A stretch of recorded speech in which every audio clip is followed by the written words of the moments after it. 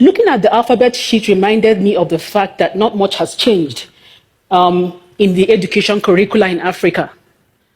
Some decades back, I was taught out of a similar alphabet sheet. And because of that, I struggled for years. I struggled to reconcile my reality with the formal education I received. I had identity crisis. I looked down on my reality. I looked at my ancestry. I looked at my lineage with disrespect. I had very little patience for what my life had to offer around me. Why? A is for apple. A is for apple. A is for apple, is for that child in that part of the world where apples grow wild. Who has an apple in her lunch bag? Who goes to the grocery store with her mom and sees red, green, yellow, apples of all shapes and colors and sizes? And so introducing education to this child with an alphabet sheet like this fulfills one of the major functions of education, which is to introduce the learner to an appreciation of the learner's environment and a curiosity to explore more in order to add value. In my own case, when and where I grew up in Africa, apple was an exotic fruit. 2-3 times a year, I could get some yellowish apples with brown dots, signifying thousands of miles traveled, warehouses stored in to get to me.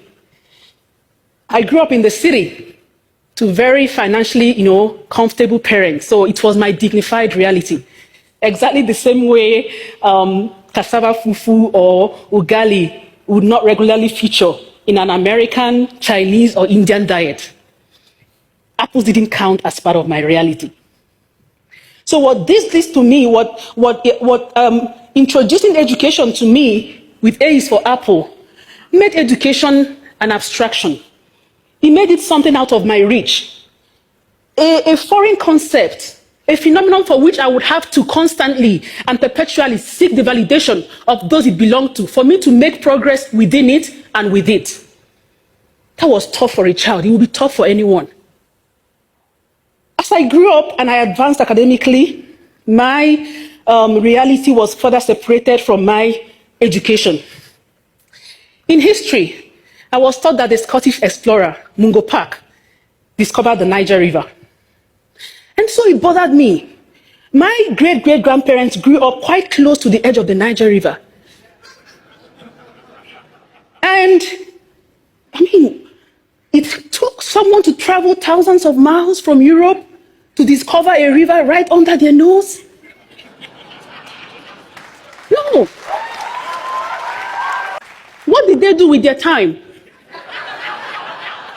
Playing board games, roasting fresh yams, fighting tribal wars. I just knew my education was preparing me to go somewhere else and practice and give to another environment that it belonged to. It was not for my environment where I grew up. And this continued, this philosophy undergirded my studies all through the time I studied in Africa. It took a lot of experiences and some studies for me to begin to have a change of mindset. And I will share a couple of the remarkable ones with us. I was in the United States in Washington, D.C., studying towards my doctorate. And I got this consultancy position with the World Bank Africa region.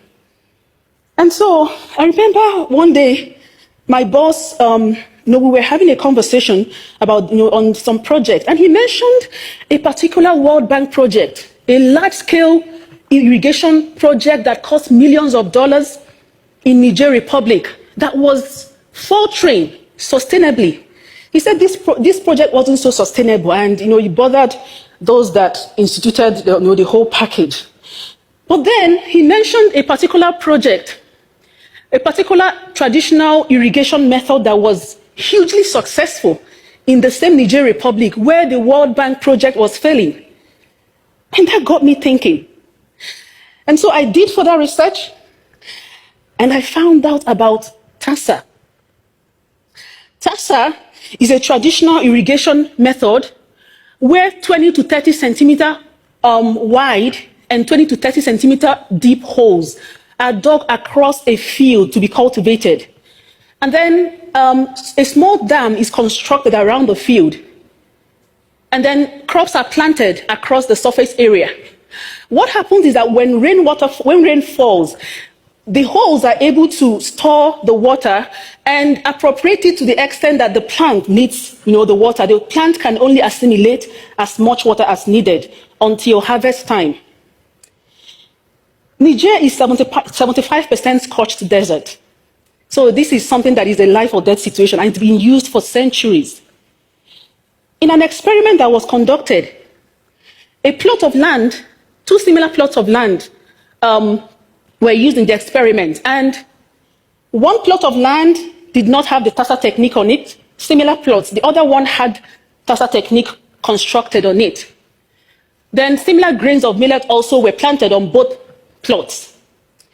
During harvest time, the plot of land without tassa technique yielded 11 kilograms of millet per hectare. The plot of land with tassa technique yielded 553 kilograms of millet per hectare. I looked at the research, and I looked at myself. I said, I studied agriculture for 12 years, from primary to senior 6, as we say in East Africa, SS3 in West Africa, or 12th grade. No one ever taught me of any form of traditional African knowledge of cultivation, of harvesting, of anything that will work in modern times and actually succeed where something imported from the West would struggle, to succeed. So it was Mwalimu Julius Nyerere, former president of Tanzania, who said that you cannot develop people. People will have to develop themselves. I agree with Mwalimu. I am convinced that Africa's further transformation, Africa's advancement, rests simply in the acknowledgement, validation, and mainstreaming of Africa's own traditional, authentic, original, indigenous knowledge in education, in research, in policymaking, and across sectors. This is not going to be easy for Africa. It's not going to be easy for a people used to being told how to think, what to do, how to go about it. A people long subjected to the intellectual guidance and direction of others, be it the colonial masters, aid industry, or international news media. But it is a task that we have to do to make progress. I am strengthened by the words of Joseph Shabalala, founder of the South African choral group, Lady Smith Black Mambazo. He said that the task ahead of us can never, ever be greater than the power within us. We can do it. We can unlearn looking down on ourselves. We can learn to place value on our reality and our knowledge. Thank you, Asante San. Thank you.